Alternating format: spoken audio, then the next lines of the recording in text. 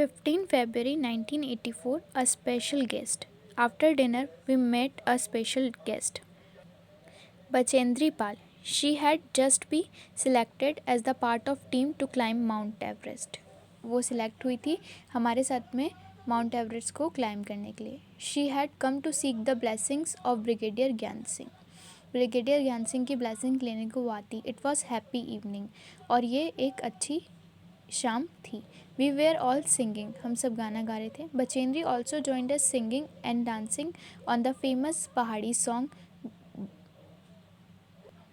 Bidu Paku Baramasa.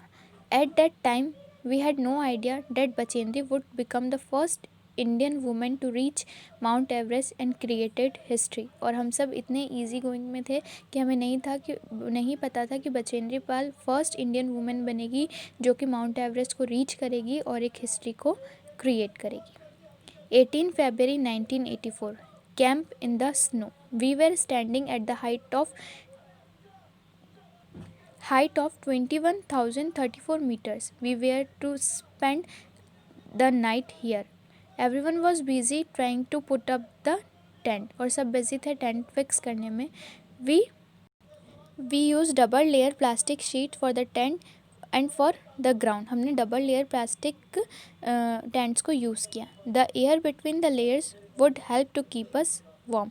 ताकि जो air बीच से निकले वो हमें मदद करे वार्म रहने के लिए. We put the bags and began to put up the tents. हमने बैग रखे और वापस से टेंट बांधना शुरू किया. As we tied it from one side, अगर हम उसे एक साइड से बांधते, the wind flew and tent from the other side. After quite a lot of pushing and tugging, we managed to get the tent up. Then we dug a drain around the tent. हमने एक तरफ से बांधते तो tent दूसरी जगह से open हो रहा था. हवा इतनी तेज़ थी. कैसे न कैसे करके उन्होंने टेंट बांध लिया. We were feeling very hungry. हम सबको बहुत भूख लगी. We collected some firewood and stones to make a chulha and cook some food. हमने कुछ फायरवुड्स को कलेक्ट किया और कुछ स्टोन्स को कलेक्ट किया ताकि हम कुछ फूड को मेक कर सकें. After the meal we collected all waste in a bag to clean the camp site. सारे चीज़ों को हमने एक जगह इकट्ठा किया ताकि हमारी कैंप साइट गंदी ना हो. Soon we got into our sleeping bags. और जल्दी से हम स्लीपिंग बैग्स के पास पहुंच गए. I was not sure if I would be able to slip in it. और मैं श्योर नहीं थी कि क्या मैं इसके अंदर सो भी पाऊँगी. Would be comfortable. क्या वो कम्फर्टेबल होगा. Would I not feel cold. क्या मुझे ठंड नहीं लगेगी. But the bags were filled with soft feather. और बैग्स जो थे वो कि सॉफ्ट फैदर से भरे हुए थे.